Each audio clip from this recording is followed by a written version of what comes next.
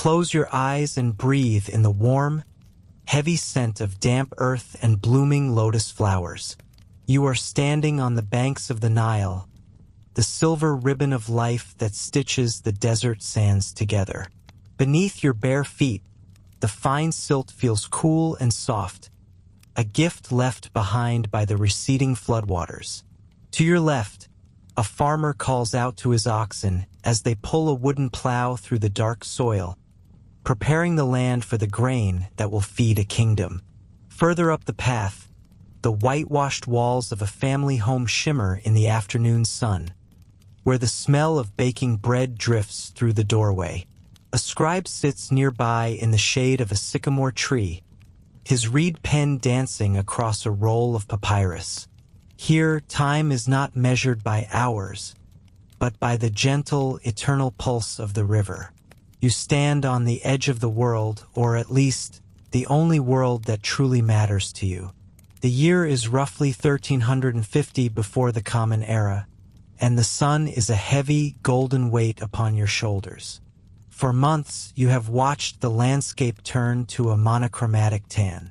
The heat has been your constant companion, a shimmering veil that distorts the horizon and turns the distant cliffs into ghostly, trembling shapes. Beneath your calloused feet, the ground is webbed with deep, thirsty cracks that seem to reach down into the very heart of the earth. The air is thick with the scent of dry dust and the sweet, resinous smoke of cooking fires.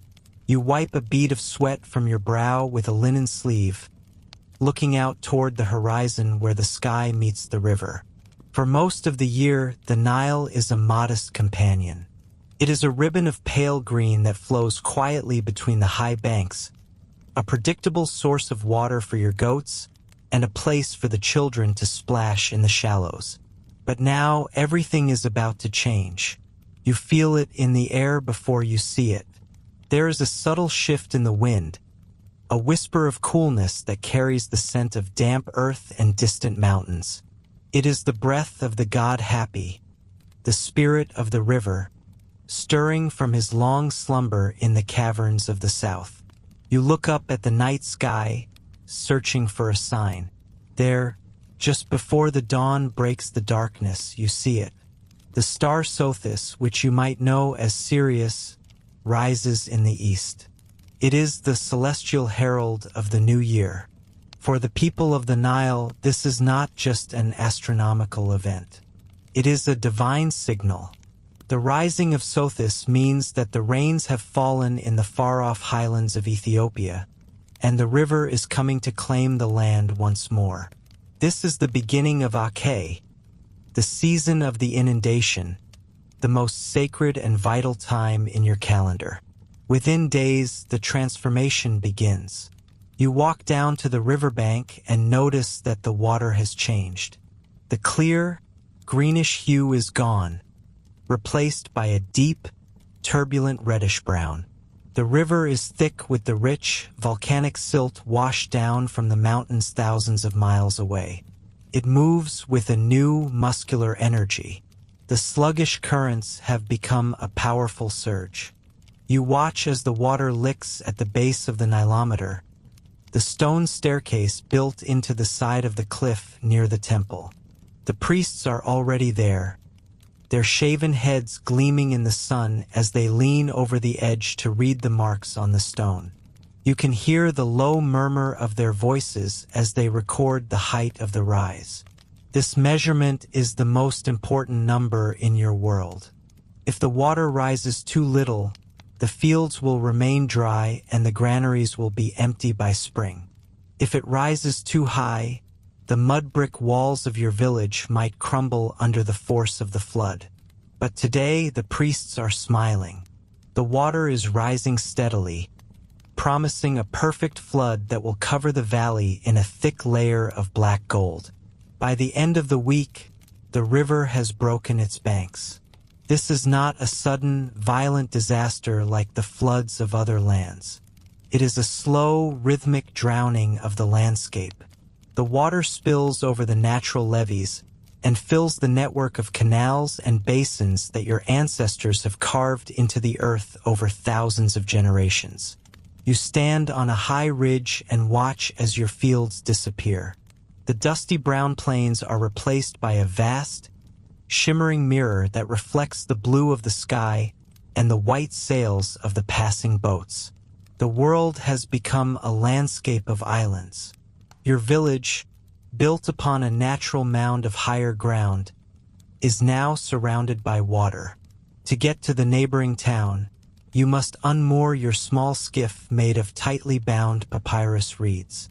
You push off from the shore, the water cool against your hand as you paddle through what was, only a month ago, a dry pasture. The hippopotamuses and crocodiles have moved into the newly flooded areas, and you keep a watchful eye for the telltale ripples of a predator. Around you, the air is alive with the sound of waterfowl. Thousands of herons, ibises, and ducks have arrived to feast on the fish and insects stirred up by the rising tide. Since the fields are underwater, the rhythm of your labor shifts. You cannot plow and you cannot sow. For the next 4 months, the earth is resting, drinking deep to sustain itself for the coming year. But this does not mean you are idle. In ancient Egypt, the season of Akhet is the time of the great works. Because you cannot farm, the Pharaoh calls upon you and your neighbors to fulfill your labor tax. This is not seen as a burden, but as a sacred duty to the king who maintains Mot, the cosmic balance of the universe. You might be summoned to the royal quarries to help extract the massive blocks of limestone or granite that will become the walls of a new temple or the tomb of a god-king. You join a crew of hundreds, pulling on thick hemp ropes as you move the stone onto huge wooden sledges. You sing songs to keep the rhythm, your voices echoing off the desert cliffs. Other men are sent to repair the dikes and levees, ensuring that the water is channeled exactly where it needs to go.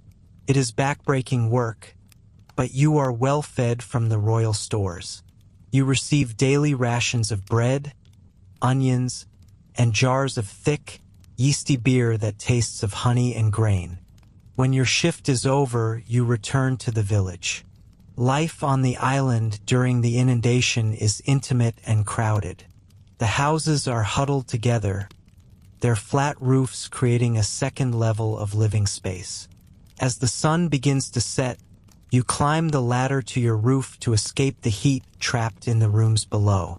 Your wife is there, grinding grain on a stone saddle quern, the rhythmic scrape of stone on stone, a constant soundtrack to your evenings. Your children are playing a game of hounds and jackals on a wooden board, their laughter mingling with the sounds of the village. From the roof, you look out over the drowned valley. The smell of the inundation is everywhere, a heavy, primal scent of wet earth, decaying vegetation, and the fresh, metallic tang of the river. It is the smell of life itself. You can see the lights of other villages flickering in the distance, each one a tiny sanctuary in the middle of the great inland sea.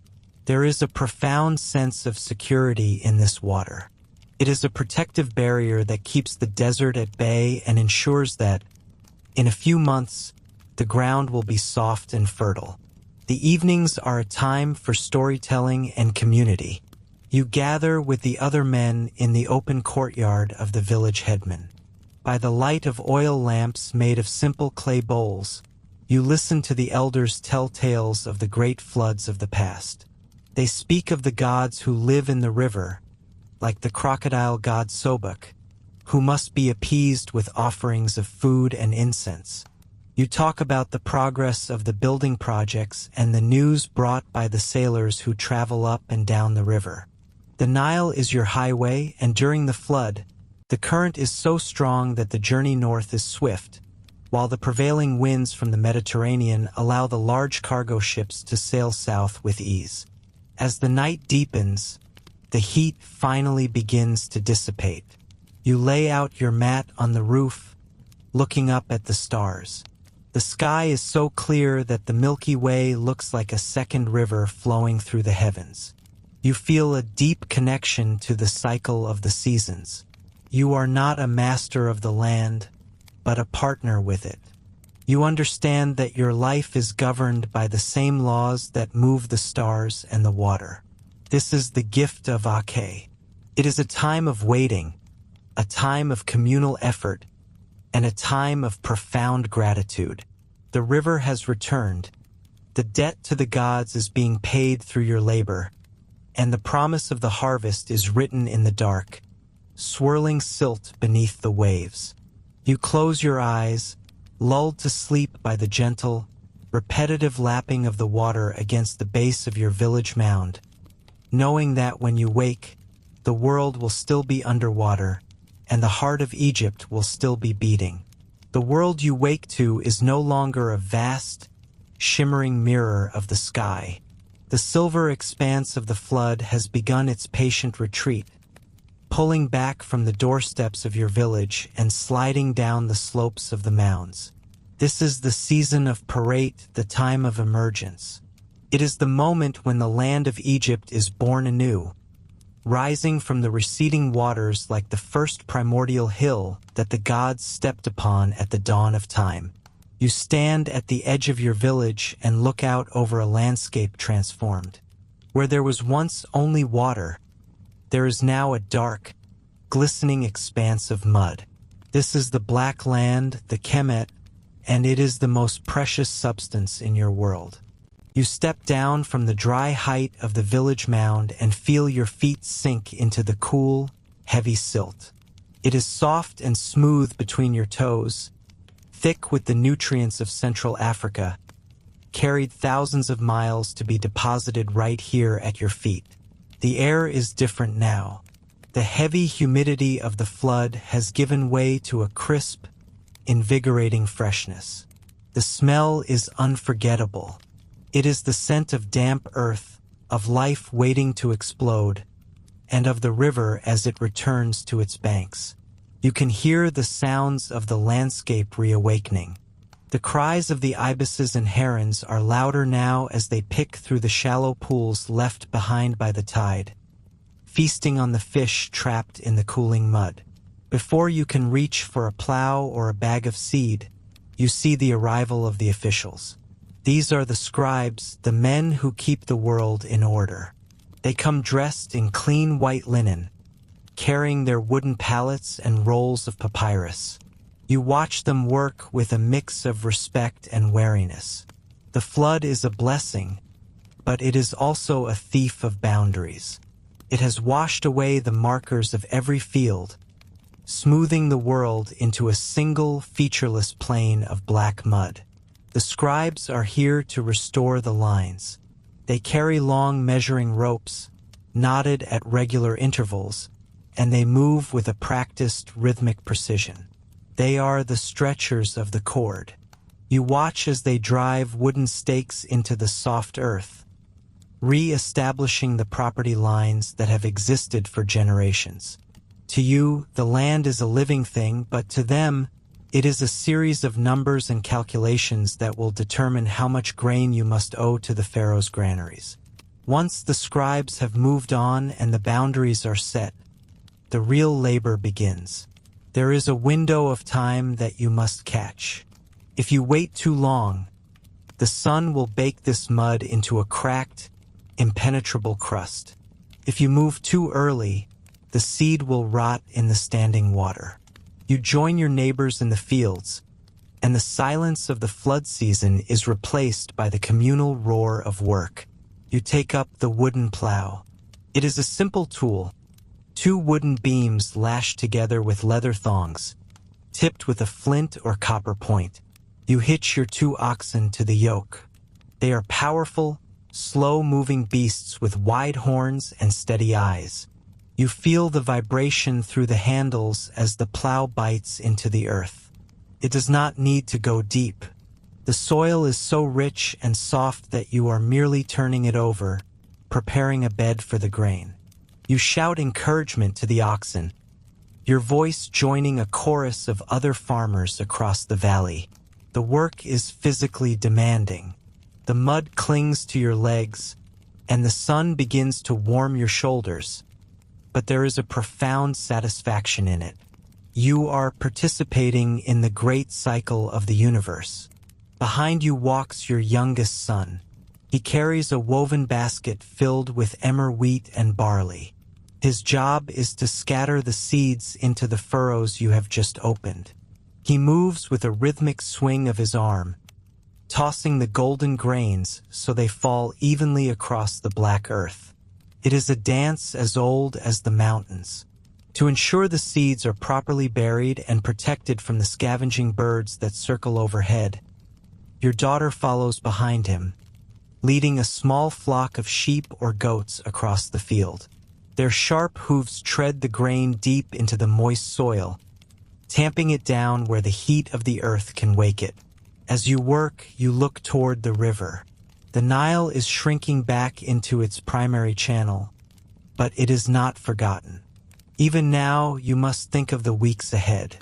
You and your neighbors begin the work of clearing the small irrigation canals that crisscross the plain. These channels must be free of debris and silt so that when the river continues to fall, you can still lead the life-giving water to the furthest reaches of your plots. You spend hours with a heavy wooden hoe, hacking away at the hardening earth to shape the banks of these miniature rivers. By midday, the heat is rising, and you pause for a meal. Your wife has brought a basket from the house, filled with the staples of your life. You sit in the shade of a lone sycamore fig tree at the edge of the field.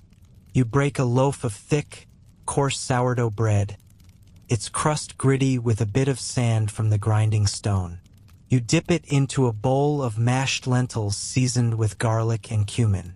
There are green onions, fresh and sharp, and a few dried dates for sweetness.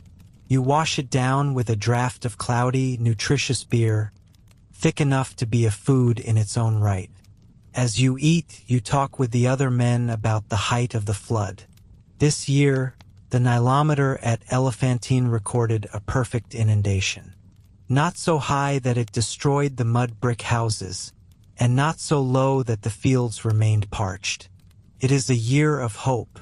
In the afternoon, you turn your attention to the garden plots closer to the village.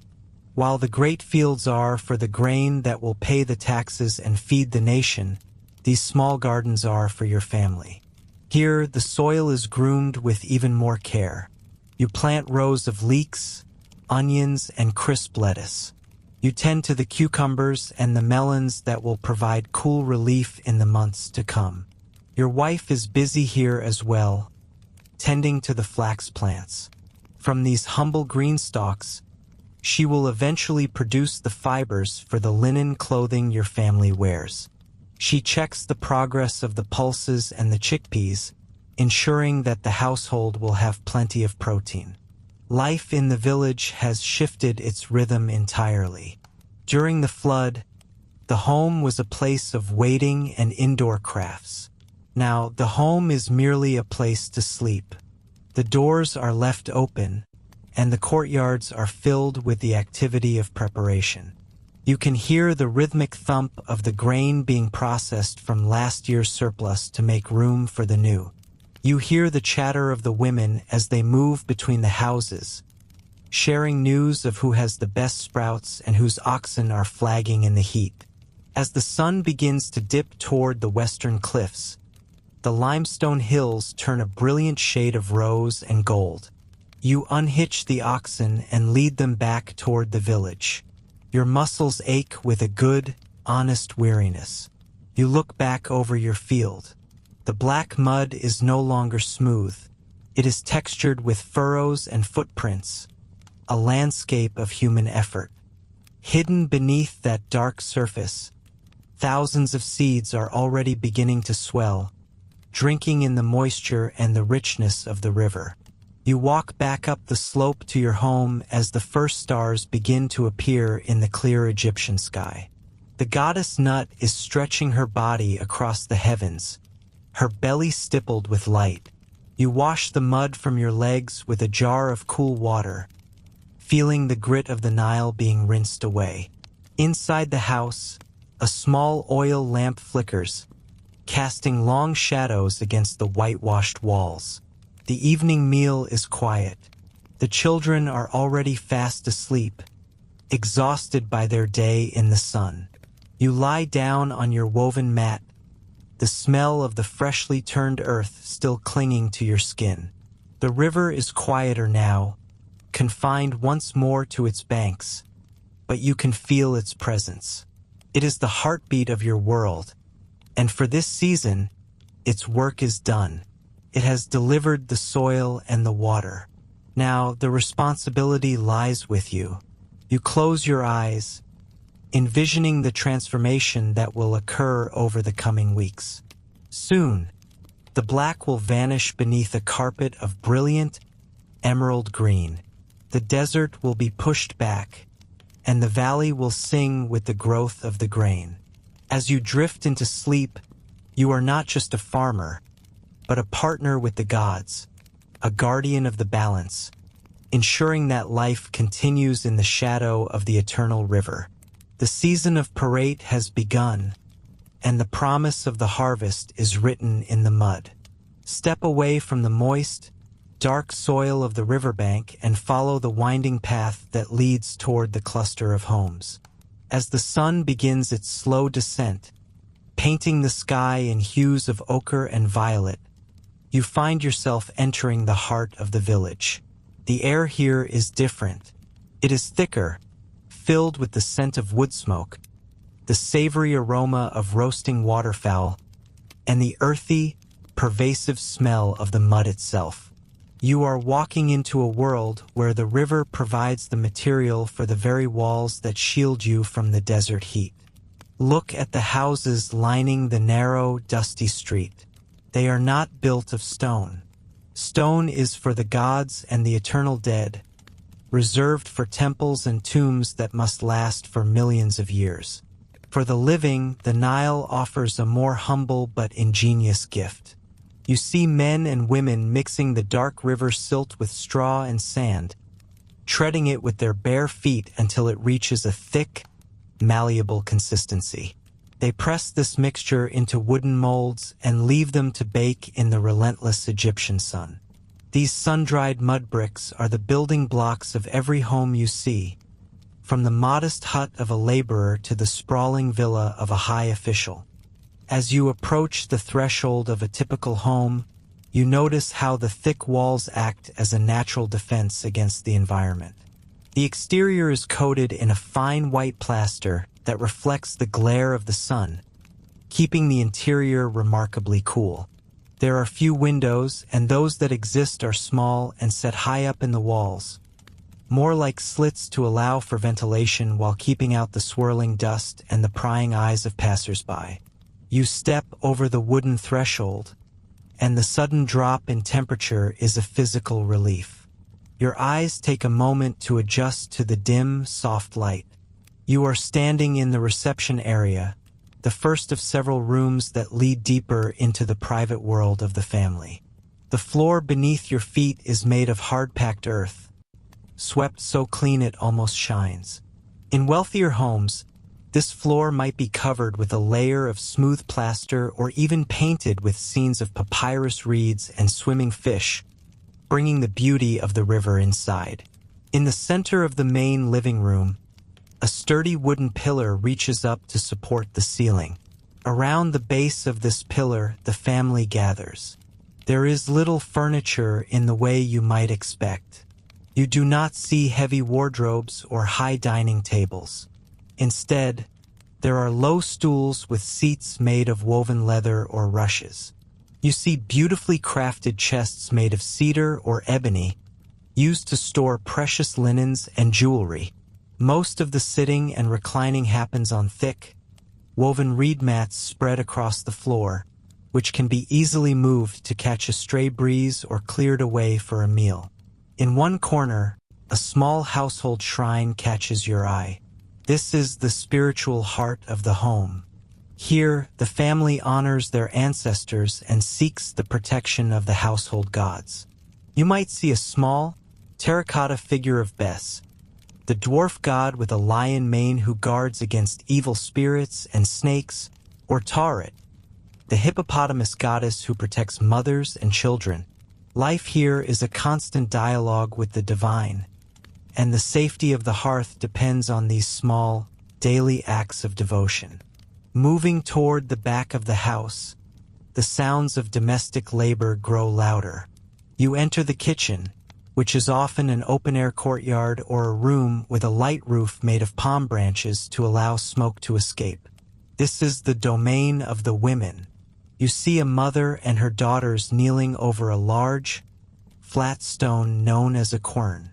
With rhythmic, back-breaking motions, they push a smaller stone back and forth, grinding emmer wheat and barley into flour. The sound is a constant, gritty hum that defines the morning hours. Nearby, the beehive-shaped clay oven is glowing with heat. The smell of baking bread is overwhelming and delicious. Bread is the staple of life, formed into flat rounds, tall cones, or even the shapes of animals for festival days. Beside the bread-making area, large ceramic vats are filled with fermenting mash. This is the beer, a thick, nutritious beverage that is consumed by everyone from the youngest child to the oldest grandfather. It is more than a drink. It is a source of calories and comfort, often flavored with dates or honey to sweeten the brew. As you wander through the home, you notice a man sitting quietly in a patch of light near the doorway. He is a scribe, perhaps a relative or a professional hired to record the family's accounts. He sits cross-legged, his linen kilt pulled tight across his knees to form a natural desk. In his hand is a reed pen, and on his lap is a roll of papyrus. He dips his pen into a small palette containing cakes of black and red ink. Watch him work. His movements are precise and practiced. He is the bridge between the physical world of the farm and the organized world of the state. He records the number of grain jars in the storehouse, the birth of a new calf, or perhaps a letter to a relative in a distant city. Literacy is a rare and precious skill, a golden ticket to a life of relative ease and high status. Even here, in the quiet of a domestic setting, the power of the written word is felt. It is the scribe who ensures that the household's contributions to the Pharaoh's treasury are noted and that their legal rights are preserved. The rhythm of the day is dictated by the sun. As the midday heat becomes intense, the family retreats to the coolest parts of the house or climbs the narrow staircase to the roof. The roof is not just a covering. It is a vital living space. Covered with awnings of woven mats, it serves as a place for sleeping on hot nights, for drying fruit and grain, and for catching the northern breeze that blows in from the Mediterranean. You can imagine the family gathered here in the evening, looking out over the silhouette of the palm trees and the distant, shimmering line of the river, sharing stories and watching the stars come out. The clothing you see around you is simple, elegant, and perfectly suited for the climate. Almost everything is made of linen, woven from the flax plants that grow in the fields you visited earlier. The fabric is light and breathable, usually left in its natural creamy white color, though sometimes pleated with incredible complexity. You notice the care the family takes with their appearance. Both men and women use kohl, a dark mineral paste, to line their eyes. It is not just for beauty. The dark lines help to deflect the glare of the sun and protect against eye infections. They rub their skin with fragrant oils and ointments made from morina, linseed, or castor oil, scented with blossoms of lotus or lily. In this world, to be clean and to smell sweet is a mark of civilization and godliness. As the evening meal begins, the family gathers around a communal platter. There are no forks or spoons here. You use your fingers to scoop up stews made of lentils, chickpeas, and onions. There are fresh leeks, crunchy cucumbers, and succulent cloves of garlic.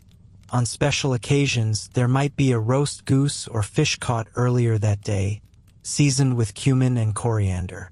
For dessert, there are bowls of sweet grapes, syrupy figs, and dried dates that burst with flavor. Listen to the conversation. It is not about the grand politics of the royal court or the movements of distant armies. It is about the height of the river, the health of the grandmother, the upcoming festival of the local god, and the mischievous behavior of the household cat. The cat, a slender and graceful creature, prowls the edges of the room, keeping the house free of mice and scorpions. It is a valued member of the family, respected for its utility and its connection to the goddess Batet. As the meal ends and the oil lamps are lit, casting long, flickering shadows against the white walls, a sense of profound peace settles over the household. The world outside may be vast and unpredictable, but within these mud-brick walls, there is order and warmth. The bed frames, strung with cords of plaited linen, are prepared. Instead of soft pillows, the family uses curved headrests made of wood or stone, which allow the air to circulate around the head during the night. You realize that this domestic life is the foundation upon which the entire civilization of the Nile is built. It is the quiet strength of the family, the steady labor of the kitchen, the meticulous records of the scribe, and the simple joys of a shared meal that allow the grand temples and pyramids to exist. The river provides the water and the mud, but it is the people within these walls who turn those raw materials into a home. The fire in the hearth begins to die down to a soft, orange glow. The sounds of the village fade, replaced by the chirping of crickets and the distant, rhythmic lap of the river against the bank. You stand at the center of a life that has remained largely unchanged for thousands of years, a life defined by the gentle rhythm of the Nile and the enduring strength of the domestic spirit. Within these walls, the passage of time feels different. It is not a straight line, but a circle, echoing the rising and falling of the sun and the eternal return of the flood. You feel the coolness of the night air beginning to drift through the high windows. It is time to rest, to let the stillness of the Egyptian night wrap around you, knowing that when the sun rises again over the eastern bank, the cycle of life will begin anew, sustained by the hearth and the heart of the home.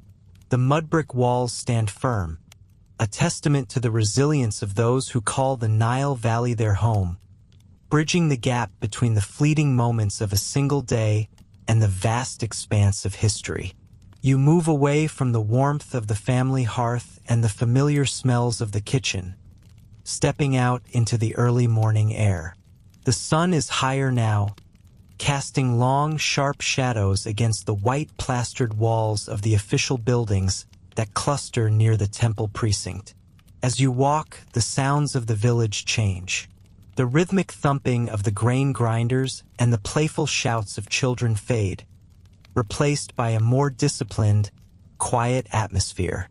You are entering the world of the elite, the world of the mind, and the world of the record keepers. This is the realm of the scribe, the individual whose steady hand and sharp eye ensure that the complex machinery of the Egyptian state never grinds to a halt. You find yourself standing at the entrance of a courtyard attached to the House of Life. This is not just a school or a library, but a center of spiritual and intellectual energy. In the shade of a colonnade, you see a man sitting cross-legged on the ground. He is not a laborer with calloused hands or a soldier with scarred arms. His skin is smoother, protected from the harshest bite of the sun, and his posture is one of intense, quiet focus. He wears a kilt of fine, bleached linen that is stretched tight across his lap, creating a makeshift desk. This is the scribe, and as you watch him, you begin to understand the quiet power he wields over the land of the Nile. Look closely at the tools spread out before him. They are simple, yet they are the instruments of immortality. Beside him lies a rectangular wooden pallet with two circular indentations. One holds a cake of black ink made from carbon, usually soot mixed with a light gum. The other holds a cake of red ink made from ochre. To his side sits a small jar of water, used to moisten the brushes. These brushes are not made of hair, but of thin, sturdy reeds. The scribe has chewed the end of a reed to fray the fibers, creating a delicate brush that can produce lines as fine as a hair or as bold as a thumbprint. You watch as he dips his reed into the water and then lightly touches the black ink. With a practiced, fluid motion, he begins to mark a roll of papyrus. The sound is almost hypnotic, a soft, dry scratching that echoes in the quiet courtyard. This papyrus itself is a marvel of local industry. You recall seeing the tall, triangular stalks of the papyrus plant growing in the marshy fringes of the river. The inner pith of those stalks was sliced into thin strips, laid out in overlapping layers, pounded together, and dried under heavy stones. The result is a golden, flexible surface that can last for thousands of years in the dry Egyptian air. As you lean in to see what he is writing, you notice the beauty of the script. While we often think of hieroglyphics as the primary language of Egypt, the scribe is likely using hieratic, a flowing, cursive version of the formal stone carvings. It is faster, more practical for daily business, but no less elegant. He moves from right to left, his hand hovering just above the surface to avoid smearing the wet ink. Every symbol is precise. Every line has a purpose. Why is this man so important? To understand that, you must look beyond the ink and paper. In a world where the vast majority of people cannot read or write, the scribe is the essential bridge between the divine will of the Pharaoh and the daily reality of the people. He is the one who counts the cattle during the census.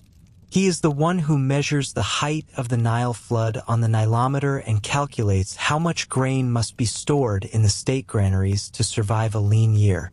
Without him, the taxes could not be collected, the army could not be provisioned, and the laws of the land would be nothing more than spoken words, easily forgotten or twisted. You imagine the life that led this man to this quiet courtyard. It was not an easy path. As a young boy, perhaps only 5 or 6 years old, he would have been sent to a school like this one. You can almost hear the echoes of a stern teacher's voice from years past, reminding the students that a boy's ears are on his back, and he listens only when he is beaten. The training was rigorous and often harsh. A student scribe spent years copying boring legal documents, lists of commodities, and moral tales over and over again on broken pieces of pottery or limestone flakes called ostraca.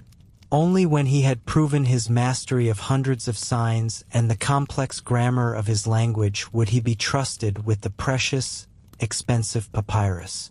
There is a famous text often studied by these students, known today as the Satire of the Trades. As you watch the scribe work in his shaded comfort, you recall the words of that ancient poem. It describes the misery of every other profession. It speaks of the blacksmith whose fingers are like the skin of a crocodile, the weaver whose knees are pressed against his belly, and the courier who must travel into foreign lands, fearing lions and thirst. But the scribe, the poem says, is a master. He does not have to carry heavy loads. He does not have to toil in the mud of the fields. His work is the work of the mind, and his tools are the tools of leadership. The scribe you are watching pauses. He switches his reed to the red ink. This is a deliberate choice. He uses red to mark the beginning of a new paragraph, to note a correction, or to highlight a particularly important date.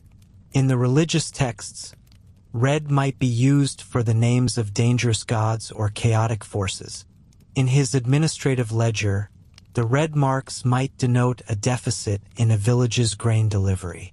This simple shift in color demonstrates his role as an editor of reality, a man who organizes the chaos of the world into neat, predictable columns.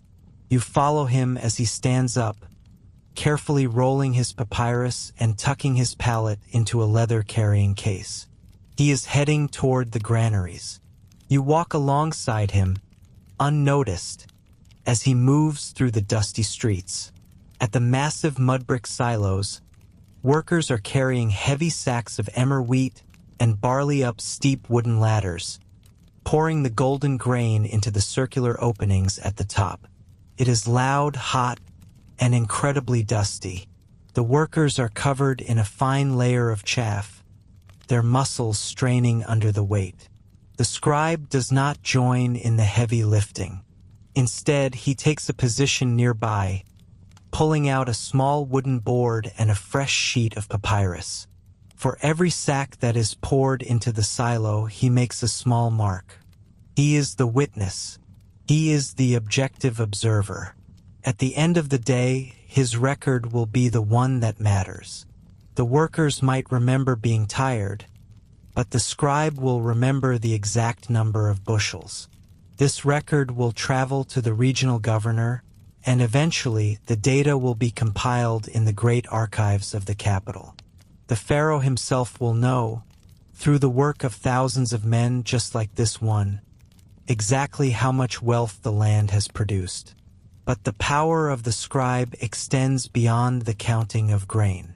You follow him back toward the temple, where the air grows heavy with the scent of frankincense and myrrh. Here, in the inner sanctums, scribes are engaged in a much more mysterious task. They are copying the sacred books, the spells and prayers that ensure the sun rises every morning and the soul finds its way through the underworld after death.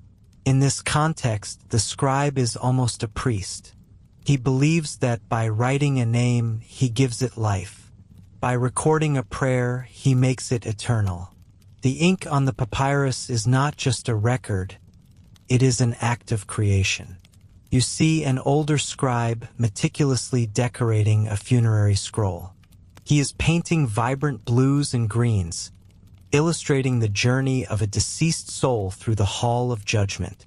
This document, the Book of the Dead, will be placed in a tomb, intended to be read not by the living, but by the gods. To these men, the written word is divine. It is called Midu Necher, the words of the gods.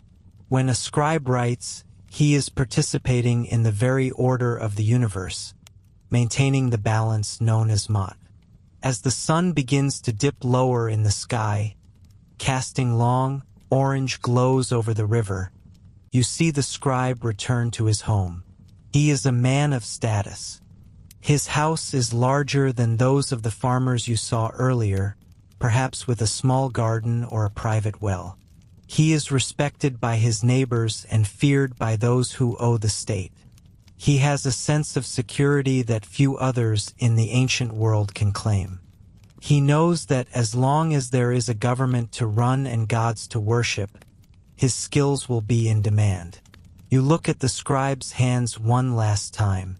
They are stained with small flecks of black and red ink, a permanent mark of his profession. Those stains are a badge of honor. While the mud brick houses around you will eventually crumble and be rebuilt, and while the names of the farmers will be lost to the shifting sands of time, the marks this man makes on his papyrus have a chance to endure. He is the keeper of the collective memory of his people. He is the silent pulse of the civilization, the one who ensures that the rhythm of the Nile is matched by the rhythm of the pen. The courtyard is growing dark now. The scribes have packed away their pallets, and the house of life is quiet. But the power of what they have done today remains. In the jars and on the shelves of the archives, the day's labor, the day's prayers, and the day's taxes are all safely recorded. The silent power of the scribe has once again woven the disparate threads of Egyptian life into a single, coherent story. As you prepare to leave this world of ink and thought, you realize that without these men, the glory of the pharaohs would be a silent, forgotten ghost. It is the scribe who gave the Nile a voice that can still be heard across the millennia. You leave the quiet, shadowed world of the scribe behind you, stepping out from the cool stone walls and into the brilliant, uncompromising glare of the Egyptian sun. For a moment, you are blinded. The heat is a physical weight on your shoulders, a warm blanket that smells of dry earth and ripening grain. But as your eyes adjust, the stillness of the interior rooms is replaced by a rising tide of sound. It starts as a low, rhythmic hum, like the distant buzzing of a hive. But as you walk toward the river, the noise fractures into 1,000 individual threads. You hear the sharp bray of a donkey, the rhythmic slap of water against wooden hulls, and the melodic, rising and falling cadence of human voices. You are heading toward the heart of the community. This is where the life of Egypt truly pulses, away from the silent monuments and the guarded temples. You are walking toward the riverside market. As you reach the edge of the water, the ground beneath your feet changes. The dry, dusty path turns into soft, dark mud, the fertile gift of the Nile that clings to your sandals. The air here is different too. It is thicker, heavy with a cocktail of scents that define the ancient world. You smell the pungent aroma of dried fish and the sweet, resinous scent of incense. There is the earthy smell of damp river silt, the sharp tang of onions and garlic, and the mouth-watering fragrance of freshly baked flatbread cooling on woven mats. It is an overwhelming sensory experience, a chaotic and beautiful tapestry of life that has repeated itself every day for thousands of years. You find yourself standing on a bustling embankment where the great river serves as the highway of the world. Dozens of boats are moored along the shore. Some are small, nimble skiffs made of bundled papyrus reeds, while others are large, heavy cargo vessels built from sturdy cedar planks imported from the distant north. Men are busy unloading crates and sacks, their mahogany skin glistening with sweat as they chant in unison to keep the rhythm of their labor. They carry heavy jars of oil, bundles of flax, and baskets of fruit on their shoulders, moving with a practiced grace across narrow gangplanks. You look around and realize that the market is not a place of stone shops or permanent stalls. Instead, it is a living, shifting landscape of mats spread out on the ground and temporary shelters made of palm fronds. This is where the people of the Nile come to survive and to thrive. You see a woman sitting cross-legged behind a mountain of sycamore figs. She is carefully fanning the fruit to keep away the flies, her eyes darting through the crowd as she looks for a potential customer. Next to her, a man is surrounded by stacks of pottery, his hands still stained with the red clay of the river. He has jars for beer, bowls for grain, and delicate little lamps that will flicker in the darkness of a family home tonight. There is no clinking of coins in this market. In the time of the pharaohs, the concept of money as we know it does not exist. There are no silver bits or copper rounds tucked into pouches. Instead, you see the true essence of trade. You see a woman offering a beautifully woven linen shawl in exchange for a large basket of dried lentils. You see a fisherman holding up a string of perch, bargaining with a man who has a surplus of leeks and cucumbers. This is a system built on mutual need and the shared understanding of value. However, do not think this is a lawless or random process. The Egyptians are a people of order. Even in the chaos of the market, there is a standard of measurement. You might hear someone mention the deben. The deben is a specific weight of metal, usually copper or silver. While the metal itself rarely changes hands in a common market transaction, it serves as a mental yardstick. A merchant might say that a jar of fine oil is worth 5 debens of copper. You then offer him enough grain or linen to equal that same value. It is a complex mental dance, a constant calculation of worth that requires sharp wits and a silver tongue. You decide to try your hand at this ancient art. You have brought with you a small jar of honey, a precious commodity in a world where sweetness is a rare luxury. You approach a man who is selling sandals made of expertly woven papyrus. You feel the weight of your jar in your hands and look at the craftsmanship of his work. The negotiation begins not with a price, but with a greeting. You ask about his family and the health of his village. He asks about your journey. This is the social ritual that precedes every trade. In Egypt, you do not just buy an object, you build a relationship. Finally, you gesture to the sandals. He admires the clarity of your honey, holding the jar up to the sun so the golden liquid glows like amber. He suggests that the honey is worth 1 pair of sandals. You shake your head with a smile, pointing out that your honey was collected from the wildflowers of the high meadows and is of the highest quality.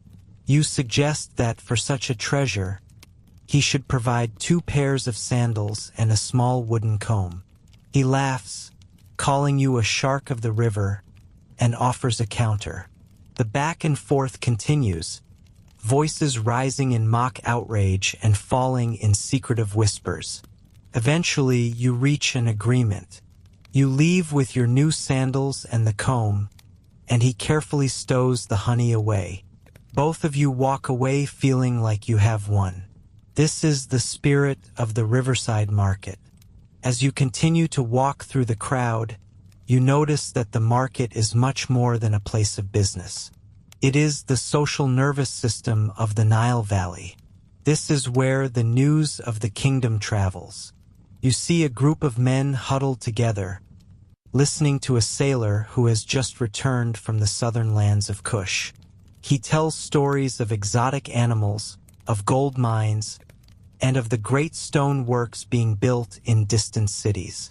You see women gossiping near the vegetable stalls, sharing news of births, marriages, and the latest fashions in pleated linen.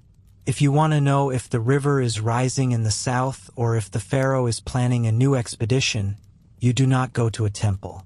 You come here to the banks of the river. The diversity of the people is staggering.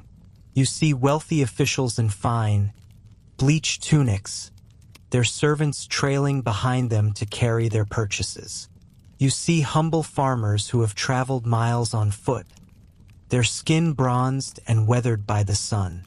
You see foreign traders from the Levant, their clothes brightly colored and their speech strange to your ears. They bring with them oils, wines, and precious stones that are not found in the Nile Valley. This market is a crossroads where the whole world meets, united by the flow of the water. You stop for a moment to watch a child playing with a small wooden toy near the edge of a stall. Nearby, a cat sits perched on a stack of grain sacks, its yellow eyes scanning the ground for any mice brave enough to venture into the light. The cat is not just a pet, it is a respected protector of the food supply, a small but vital part of the market ecosystem. Everywhere you look, there is a sense of purpose. Every person here has a role, a trade, and a place in the great cycle of the seasons. As the afternoon progresses, the heat begins to mellow, turning from a harsh glare into a soft, golden glow. The long shadows of the palm trees stretch across the mud, reaching toward the water. The frenetic energy of the morning starts to subside. Some of the traders begin to pack up their remaining goods, folding their mats and loading their donkeys. The sound of the market changes again, becoming quieter and more reflective. The loud shouts of the bargainers are replaced by the low murmurs of people sharing a final drink of beer before heading home. You stand by the water's edge and look out over the Nile. The river is calm now, reflecting the orange and purple hues of the approaching sunset. You see the silhouettes of the boats against the darkening sky, their sails furled like the wings of resting birds. The market has been a whirlwind of activity, a place of noise, smells, and intense human interaction. It is easy to think of ancient history as something static and cold, carved in stone and buried in sand. But here, on the banks of the river, you have seen the truth. The people of ancient Egypt were not just builders of pyramids or subjects of distant gods. They were mothers looking for the best grain to feed their children. They were craftsmen proud of their work. They were neighbors sharing a laugh and a story. The market is the proof that their lives were filled with the same small triumphs and daily challenges that we face today. It is a place of connection, where the simple act of trading a jar of honey for a pair of sandals binds the community together. You turn away from the river, your new sandals clicking softly on the hardening path. The smell of the market follows you for a while, a lingering reminder of the vibrant world you have just stepped through. Behind you, the first stars begin to appear in the vast, clear Egyptian sky. The market will vanish tonight, leaving nothing but footprints in the mud. But tomorrow morning, as soon as the sun touches the horizon, it will breathe back into life. The cycle of the river and the cycle of the people will continue, just as they always have, in the gentle, rhythmic heartbeat of the Nile. You stand at the edge of the field, and the world has turned a brilliant, shimmering gold. Gone are the dark, rich muds of the planting season and the vibrant, emerald greens of the growing months. Now, under the relentless gaze of Ra as he climbs high into the sky, the landscape has transformed. This is the season of Shimu, the time of the harvest, and the air itself feels heavy with the scent of sun-baked earth and ripening grain. You can feel the heat radiating off the ground, a dry and pressing warmth that settles into your bones. The cool, life-giving waters of the Nile have retreated far back into the riverbed, leaving behind a kingdom that is ready to be gathered. Listen closely. You do not hear the splash of water or the soft squelch of mud today. Instead, there is the dry, rhythmic rustle of stalks swaying in a light northern breeze. It sounds like 1,000 whispers, a secret conversation between the earth and the sun. You reach out your hand and brush your fingers against the heads of the emmer wheat. They are rough and prickly, full of the promise of bread. Beside the wheat, the barley stands tall, its long awns like delicate needles catching the light. This is the true wealth of Egypt. It is not the gold pulled from the eastern mountains or the gemstones found in the desert, but this golden tide that stretches as far as your eyes can see. You are not alone in this field. All around you, the village has come alive in a way it only does during these few critical weeks. The harvest is not a task for one man or one woman alone. It is a symphony of collective effort, a moment when the survival of the community depends on every pair of hands. You see your neighbors, their skin bronzed and glistening with sweat, bending low to the task. They carry sickles made of wood, their curved frames fitted with sharp, jagged flakes of flint that glint like glass in the sunlight.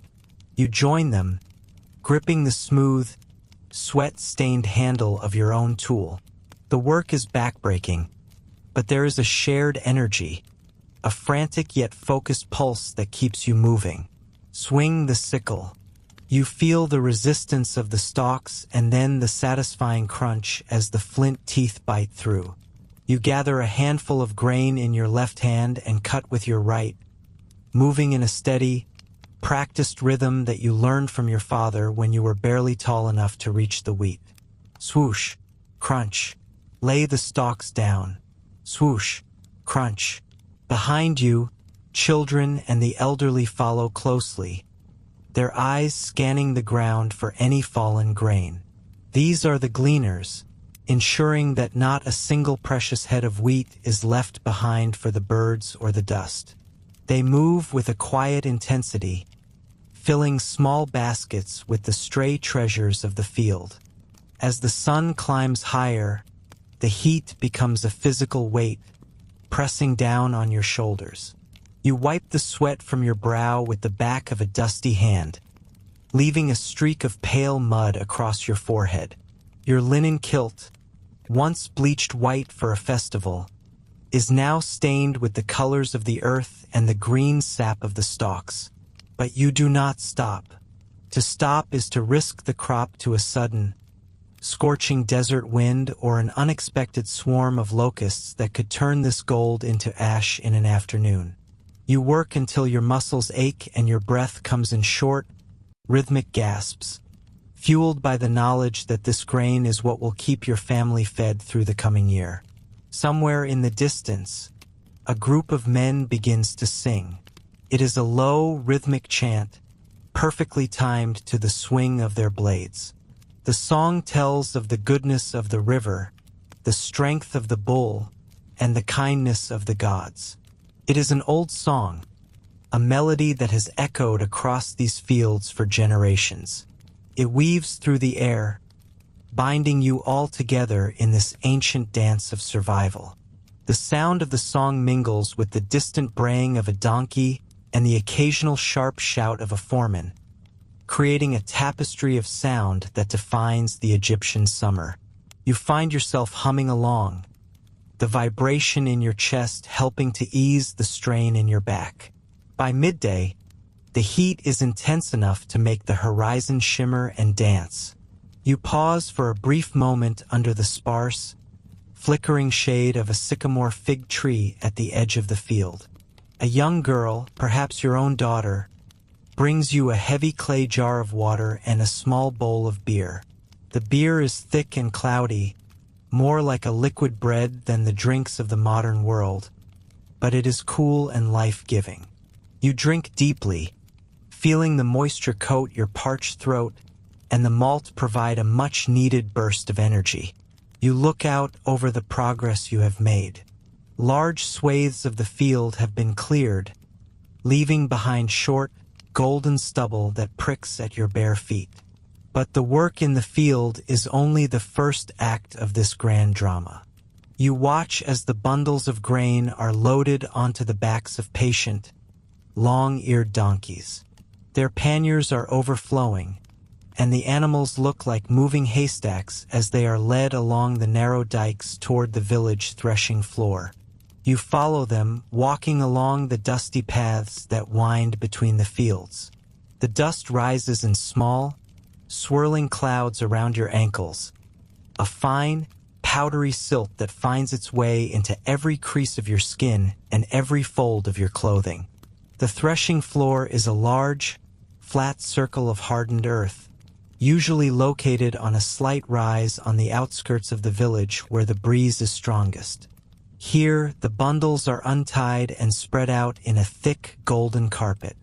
You see a pair of heavy-shouldered oxen being led onto the grain. A young boy stands in the center, holding their ropes and encouraging them with a long, thin switch and gentle whistles. Around and around they go, their heavy hooves acting as natural hammers. You hear the dull, rhythmic thud of their steps and the crackling of the dry husks as they are crushed, releasing the precious, heavy kernels from their protective shells. The air here is thick with chaff, the light, papery husks that float upward like golden snow. It gets into your hair, your eyes, and your lungs, making you cough. You cover your mouth with a piece of linen as you pick up a winnowing fan, a flat, wooden scoop shaped like a large hand. This is the most delicate and beautiful part of the process. You wait for a steady puff of the north wind and then toss a scoopful of the grain and chaff mixture high into the air. The heavy, brown grain falls straight back down to the floor in a satisfying patter, while the lighter chaff is caught by the breeze and carried away in a shimmering cloud. It is a mesmerizing sight, a golden fountain of life being purified by the wind right before your eyes. As the piles of clean grain grow, you notice a figure standing nearby who stands out from the dusty laborers. He is dressed in a clean, starched kilt of the finest linen and holds a wooden pallet and a long roll of papyrus. This is the scribe. He is the eyes and ears of the Pharaoh and the temple, the man who turns your physical labor into the mathematics of an empire.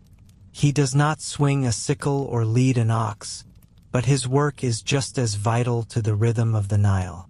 With a steady, practiced hand, he dips his reed pen into a well of black ink and begins to record the yield. He counts every basket, measures every heap with a standardized wooden container, and calculates the portion that must be paid in taxes. You might feel a small twinge of resentment as you watch him, knowing that a significant part of your hard work will be carried away to distant granaries. After all, it was your back that ached and your hands that bled under the sun. But you also know that the scribe represents the order of the cosmos, the mott that keeps Egypt stable. Without his records, the great cities would starve, and there would be no reserve for the lean years when the Nile fails to rise. You watch the fluid, elegant motion of his hand as he paints the hieratic script, a flowing version of the formal hieroglyphs, capturing the essence of your harvest on the page for eternity. As evening begins to fall, the sky turns a deep, bruised purple, and the heat finally begins to lift, replaced by a cool breath from the river. You help load the cleaned, heavy grain into large linen sacks. Some will go to the local temple of Ammonius, some to the royal storehouses, but a good portion stays with you, your reward for the season of Shimu. You carry a sack toward your home, the weight of it a comforting, solid presence on your shoulder. It is the weight of security. Your home is a modest structure of sun-dried mud bricks, designed to stay cool in the day and warm in the cool desert nights. You enter the small, open courtyard where your wife is already busy. She has taken some of the very first grain from the harvest and is grinding it between two stones, a flat, curved saddle quern and a smaller, rounded hand stone. The sound is a steady, rhythmic rasping that echoes the sounds of the field. This fresh flour, still warm from the sun, will be used to make the evening meal. You smell the fire of dried animal dung and straw, a pungent but familiar scent that means comfort, family, and safety. Tonight, there is a palpable sense of celebration in the air. The hardest, most frantic part of the harvest is over. You sit on a woven reed mat and eat a simple but abundant meal of thick, flat bread, crisp green onions, and dried fish from the river.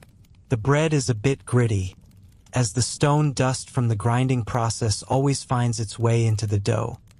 But to you, it tastes like victory. You talk with your family about the yield, the strength of the oxen, and the fairness of the scribe.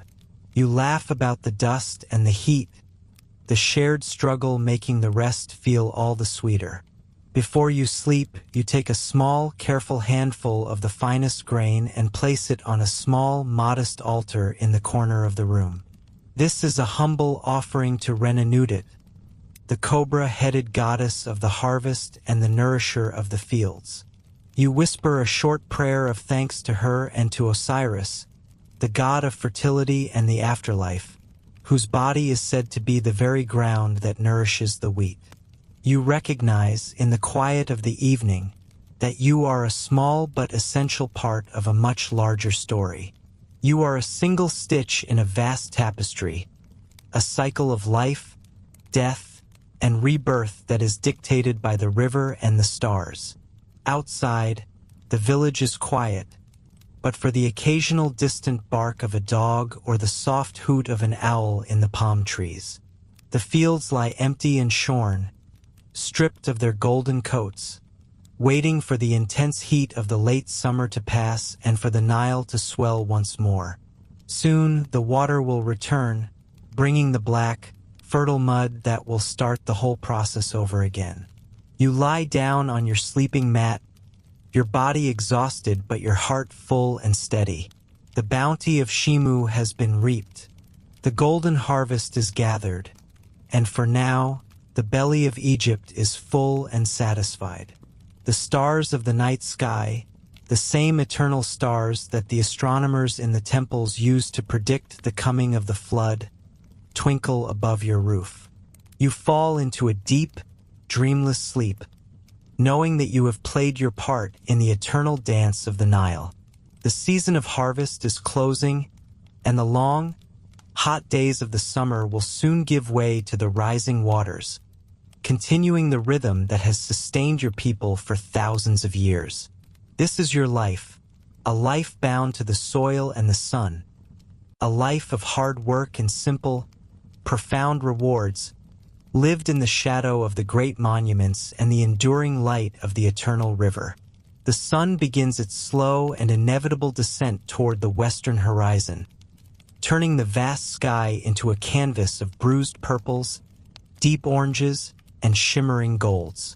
You stand on the bank of the Nile, watching as the great disk of Ra prepares to enter the Duat, the mysterious underworld.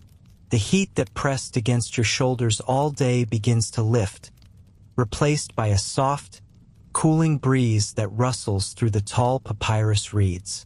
This is the hour of transition, the frantic energy of the day, the shouting of the marketplace, the rhythmic thud of the farmer's hoe, and the scratching of the scribe's reed pen all begin to soften into a low hum. You feel the weight of your tools in your hands or perhaps the stiffness in your back from hours of labor, and like everyone else along this river, your heart turns toward home. You begin your walk back toward the village, following a narrow path of packed earth that winds between the green fields. To your left, the Nile is a sheet of liquid bronze, its surface broken only by the occasional ripple of a fish or the steady glide of a fisherman's skiff returning to the shore. The smell of the river is everywhere, a mixture of damp earth, sweet water, and the pungent scent of the mud that gives life to all things. You pass other workers, their silhouettes dark against the glowing sky. You exchange quiet greetings, a simple nod or a word of blessing, as the shared exhaustion of the day creates a silent bond between you. The sounds of the animals are changing too. The cattle low softly as they are led into their enclosures, and the goats let out final, insistent bleats before settling into the dust. As you enter the outskirts of your village, the architecture of daily life rises to meet you. The houses are clusters of square, flat-roofed buildings made of sun-dried mud bricks. They are the color of the earth itself, blending perfectly into the landscape. You approach your own home, a modest structure with a small wooden door. There is no need for grand stone arches here.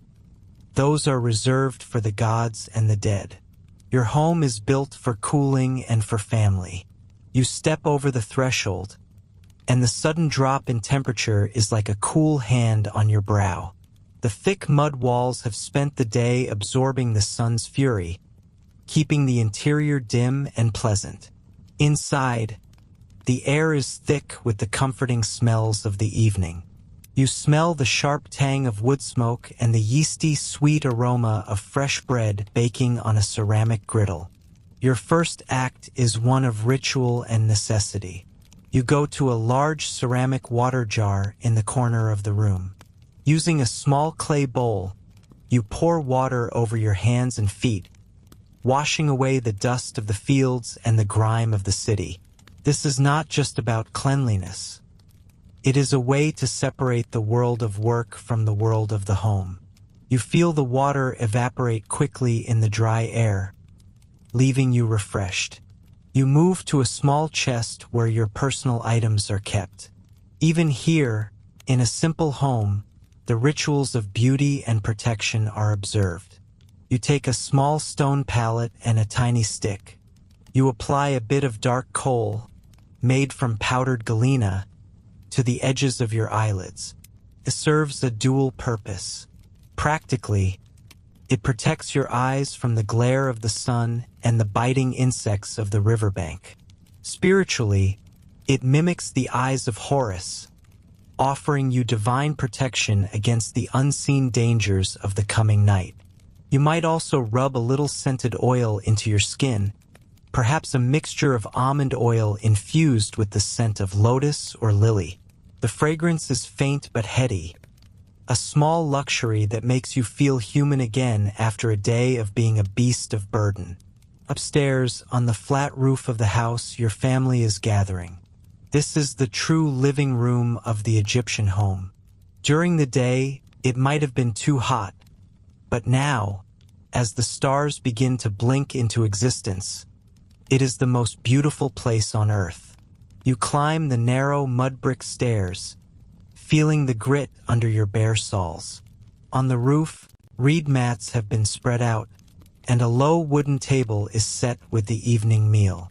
You sit down with your kin, the flickering light of a small oil lamp casting long, dancing shadows against the low parapet wall. The lamp is a simple clay bowl filled with linseed oil, with a twisted piece of linen acting as a wick. Its flame is small, but in the growing darkness, it feels like a powerful defiance of the night. The meal is simple but satisfying. There are stacks of flat, circular bread, still warm and dusted with a little ash from the oven. You tear a piece off and use it to scoop up a thick stew of lentils, onions, and garlic. There are fresh green leeks to crunch on and perhaps some dried dates or figs for sweetness. Central to the meal is the beer. This is not the clear, filtered liquid you might imagine, but a thick, nutritious brew, almost like a liquid porridge. It is slightly sour and deeply refreshing, the staple of every Egyptian soul from the pharaoh to the poorest laborer. As you eat, the conversation flows easily. You talk about the height of the river, the progress of the harvest, or the gossip from the local market. There is a sense of profound safety here, within these walls, under the watchful gaze of the ancestors whose small shrines might occupy a niche in the room below. As the meal concludes, the stars have fully claimed the sky. To you, these are not just distant suns. They are the followers of the goddess Nut, who arches her body over the earth to protect it. You look up and see the Milky Way, a celestial Nile that mirrors the river at your feet. The evening rituals move from the physical to the recreational. Someone might bring out a Senate board. This ancient game, with its 30 squares and small conical pieces, is more than a pastime. As you move your pieces across the board, you are reminded of the soul's journey through the trials of the afterlife. It is a game of luck and strategy, mirroring the unpredictability of life along the river. The clicking sound of the pieces on the wood and the soft laughter of your children provide a soundtrack to the deepening night. If you were a scribe, your evening might look slightly different. You might spend these quiet hours by the light of a lamp, cleaning your brushes or smoothing out a piece of papyrus for the next day's work. You are a man of the word, a keeper of accounts and stories. In the stillness, you might reflect on the permanence of what you do. The farmers grow the grain that is eaten in a season, but your marks on the page can last for generations. You feel a sense of pride in your literacy, a gift from Thoth, the ibis-headed god of wisdom. You take a moment to sharpen your reed pen with a small copper knife, ensuring that when the sun rises, you are ready to record the heartbeat of the empire once more. For everyone, regardless of status, the night is a time to acknowledge the gods of the household. You might light a small pinch of incense before a figurine of Bes, the dwarf god with the fierce face and the kindly heart. Bes is the protector of the home, the one who scares away evil spirits and watches over pregnant women and sleeping children. You ask him to keep the scorpions and snakes away during the dark hours. You also think of Taret, the hippopotamus goddess, who ensures the safety of the domestic sphere. These gods are not distant or frightening. They are like members of the family, grumpy but loyal guardians of your rest. The village begins to go quiet. The distant barking of a dog or the cry of a night bird are the only sounds that puncture the silence. You prepare for sleep. There are no heavy mattresses here. You lie down on a firm reed mat, perhaps using a wooden or stone headrest that supports the base of your skull. It sounds uncomfortable to a modern ear, but it allows for a breeze to pass under your neck, keeping you cool in the stagnant air of the night. As you close your eyes, you can still hear the Nile. It is a constant, low-frequency vibration, the sound of millions of gallons of water moving steadily toward the sea. It is the pulse of the world.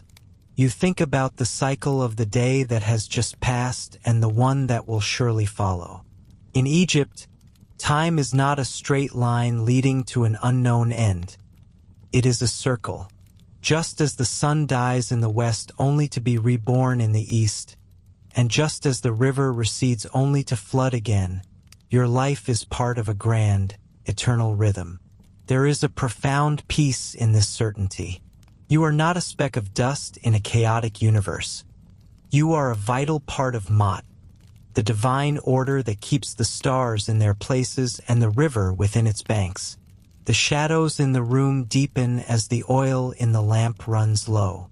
The flame flickers, casting one last golden glow over the mud-brick walls before vanishing into a thin trail of smoke. The darkness is total, yet it is not empty.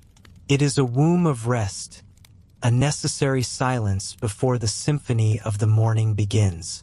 You pull a light linen sheet over your legs, the fabric cool against your skin. The air is still now, heavy with the scent of the river and the sleeping earth. Tomorrow, the sun will rise over the eastern cliffs, and the birds will wake you with their chattering in the sycamore trees.